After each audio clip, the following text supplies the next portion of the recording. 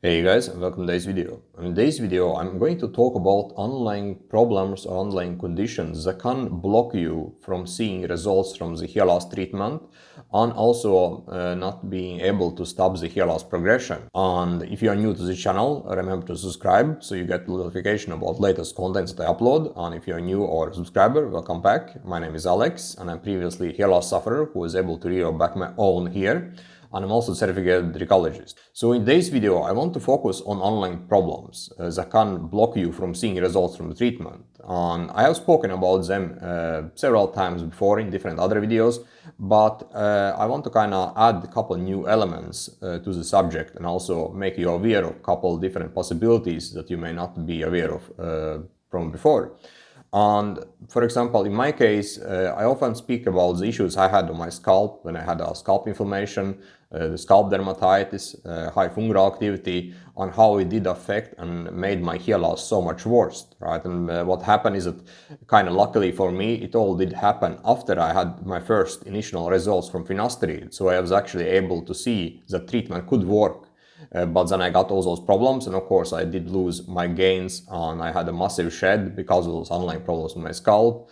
So scalp problems is definitely something that can cause shedding, can cause the treatment is not working, especially if you are going to use Minoxidil. Your scalp has to be in a healthy state. You don't want to have, for example, issues with dermatitis, psoriasis, for example, or just the flakiness or clogged pores on your scalp from overproduction of sebum, because those things are not ideal for topical such as Minoxidil or other growth stimulant in that case, like topical niacin or melatonin. That are options one can use, for example, or even essential oils, right? And for me, those things was affecting my, first of all, my hair loss progression, because then what happened is that Finasteride, the DHT blocker, was not working anymore, and basically the reason was that the problem was completely different, right? It was not androgen problem, but it was actually scalp problem. And other things that I often see a lot of guys are having, for example, in terms of online problems, is gut issues. Like gut issues is something that can affect skin, it can affect the scalp environment. And let's say, for example, if you are using medical shampoos to address your scalp environment and try to kind of balance it up, but you still have gut issues, food sensitivity, right, trigger foods in your diet, then basically what happens is the medical shampoo, such as Nizoral, for example, will have a limited effect, or it will have effect for, let's say, a day or two, and then when you have a new trigger food in your diet or spike in gut problems, what happens is that, again, the scalp will get out of balance, will get more itchy, have more flakiness, for example, or overproduce sebum, for example, and basically you will not be able to see results from the treatment. This is also a huge kind of problem here. And the other online problems that I often see is that a lot of guys are having nutritional deficiencies, especially in vitamin D. Right? This is a very typical problem I notice a lot of you guys are having, is basically a deficiency in vitamin D. And vitamin D is very important for the hair. And in my case, I actually had a vitamin D deficiency in my early 20s. And what happened is that I started to develop a kind of patchy hair loss on my sides. I will insert a couple of pictures just to show you how bad my situation got during that time. But if you have, for example, a slight vitamin D deficiency, what happens is that you would have a higher shedding, for example. You may start to lose hair on the sides and possibly on the back area. Especially on the sides is typically kind of nutritional hair loss.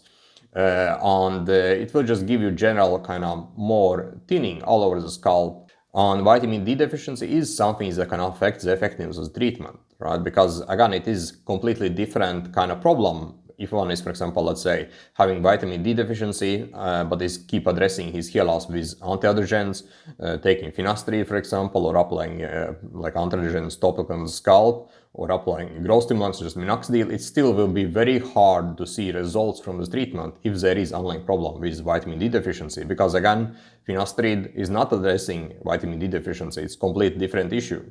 So those are kind of important things to understand. And in terms of, for example, solution to those issues, you basically need to, for example, let's say if you are having scalp inflammatory problems, then you need to find out, is it a problem that is happening on the scalp itself, on the surface? Let's say, for example, if one gets a sunburn on the scalp, then it will be a scalp problem that is happening on the surface on the scalp, not internally, right? But if there is a, let's say, for example, internal factors, let's say there is a trigger foods that is causing, for example, that one is having a scalp inflammatory problems, or is it, for example, dermatitis that is happening on the scalp, or it is more like a, let's say, high fungal activity, then it could, for example, be helpful with antifungal shampoo. So you kind of need to look at what could be possibly causing these issues that you are having and blocking results from the treatment. And in terms of, for example, let's say nutritional deficiencies, simple way to find it out is basically to check up your diet, what could be possible issues there. But it also could be very useful of having a blood test or lab test of your nutritional factors. And in terms of, for example, gut health, like the way you can kind of see if there is a problem with the gut is by using markers, right? So, for example, if you feel bloated after eating foods, if you feel less energy, if you feel that you feel kind of sleepy after having foods, for example, if you feel that if you have a, let's say, a fasting day and you feel much better, much more energized, then it could be some kind of gut issues that are going on that you need to address. Or if you, for example, have some foods and then you notice that there is some bad reaction afterwards, that could also mean that you have a trigger foods in your diet. So those are a couple of things I wanted to share with you guys regarding the situation. Because again, thing with hair loss is that if you are, for example, addressing androgens and your hair loss is still progressing, that means that you likely have some kind of underlying issue.